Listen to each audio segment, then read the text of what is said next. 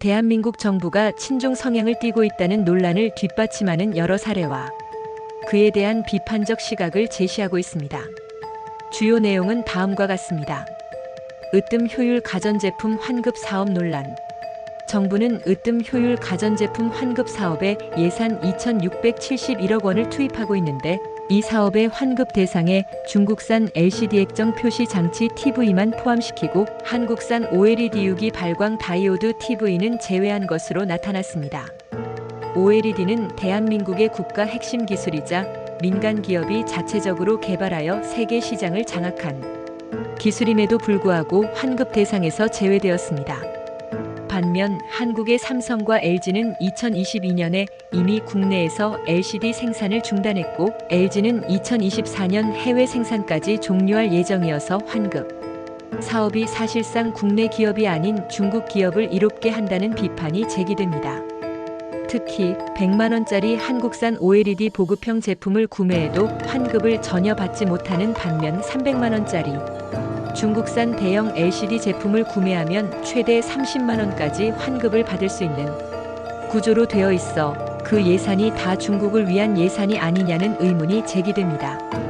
일부러 이런 정책을 펴는 것이 아니냐는 의혹이 제기되며 이러한 상황으로 인해 전 세계적으로 한국을 친중 성향의 정부로 보는 시각이 있다는 언급도 있습니다. 소비 쿠폰의 외국인 지급 및 중국 내 공략법 유포. 한국 정부가 지급하는 소비 쿠폰이 외국인에게도 지급되고 있으며 과거 건강보험을 이용한 의료 쇼핑 공략법처럼 중국 커뮤니티에는 대한민국 쿠폰 공략법이라는 게시물이 인기리에 공유되고 있다고 합니다. 출연자는 한국 돈 20만 원이 중국 저임금 근로자의 2달치 월급에 해당할 수 있어 중국인들이 이러한 쿠폰을 얻기 위해 노력할 법하다고 언급하며 국내 예산이 중국으로 유출되는 상황을 지적합니다. 정책 시정의 부재 및 타국 사례와의 비교. 이러한 문제가 언론 등을 통해 알려졌음에도 불구하고 시정이 들어가지 않고 있다는 점이 일부러 했다는 의심을 더욱 짙게 만듭니다. 일본의 사례와 비교하며 일본은 대학원 박사과정 생활비 지원 프로그램에서 약 30%를 중국인이 차지하고 있음을 인지한 후 제도 본래 취지인 일본인 학생 지원을 위해 외국인에 대한 생활비 지원을 취소하는 등 개선책을 마련한 반면 한국은 내수 활성화라는 본래 목적이 있음에도 유사한 시정 노력이 보이지 않는다고 지적합니다. 이는 한국 정부가 친중 성향이라는 논란을 강화하는 근거로 작용합니다.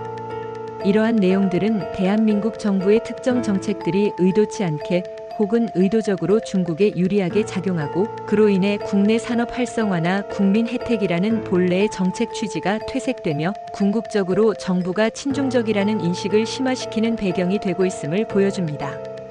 이러한 상황은 마치 집안의 귀한 보물 OLED 기술은 뒤로 한 채 이웃집에서 들여온 물건 중 국산 LCD에만 값비싼 보조금을 지급하고 있는 것과 같다고 볼 수 있습니다.